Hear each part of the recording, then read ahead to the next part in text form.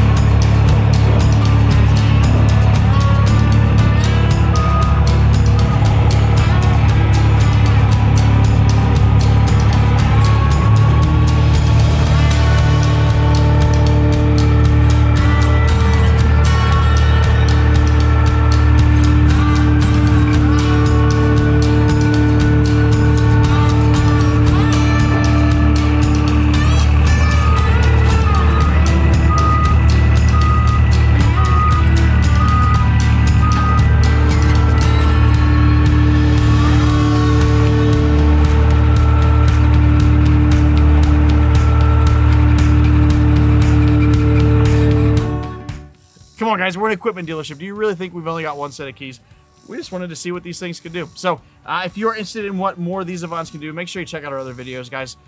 Keep an eye out for what we've got coming out with the AVANTs later on this summer and fall and winter as we've got snow coming. We'll see you guys later.